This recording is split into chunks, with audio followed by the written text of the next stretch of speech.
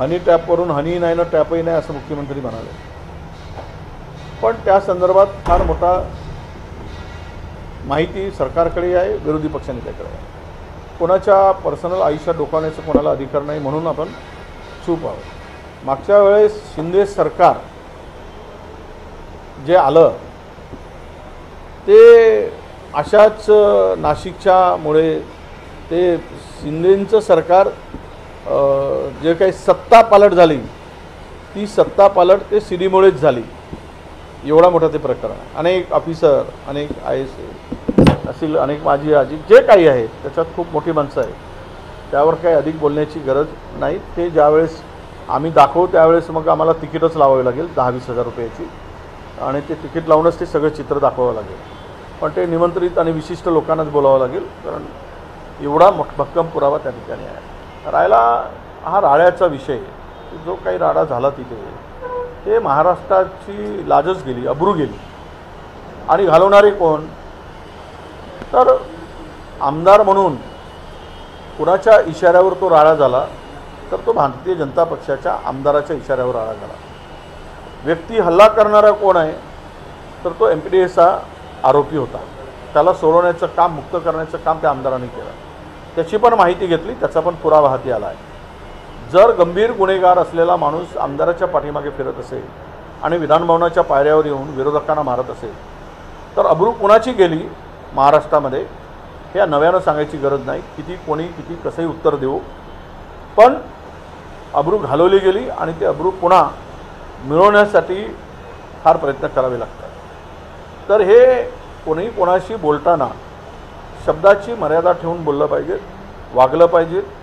हे आपल्या महाराष्ट्राच्या संस्कृतीचा ऱ्हास होईल. महाराष्ट्राचं विधिमंडळ हे एक वेगळं विधिमंडळ आहे. याला एक वेगळं एक महत्त्व आहे. आणि या महाराष्ट्राच्या विधिमंडळातून अनेक जण शिकतात.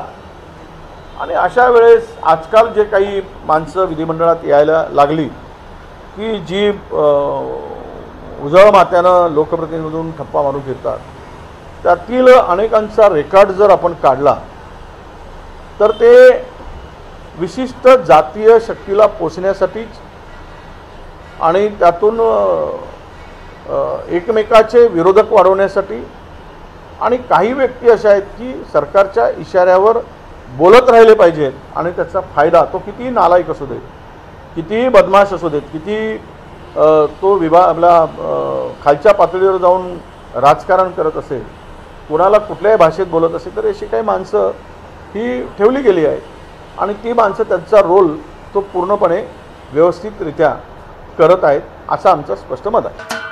महाराष्ट्राचे सर्वमान्य दैनिक समर्थ गावकरी अहमदनगर, पुणे, नाशिक, जळगाव, धुळे, नंदुरबार, सोलापूर, कोल्हापूर, सांगली, सातारा, मुंबई, ठाणे, पालघर, रत्नागिरी, रायगड, सिंधुदुर्ग, नांदेड, उस्मानाबाद, बीड, औरंगाबाद, नागपूर, गडचिरोली, भंडारा, गोंदिया, अकोला, यवतमाळ, बुलढाणा येथून एकाच वेळी प्रसिद्ध होणारे एकमेव दैनिक, सर्वसामान्य जनतेचे खुले व्यासपीठ.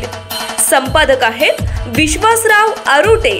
मोबाईल नंबर आहे 9423 38 85 08. दुसरा मोबाईल नंबर 9423 46 72 72.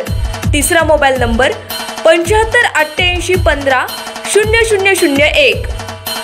वेबसाईट आहे sgavkari.com. मेल आयडी आहे AKLgavkari@gmail.com.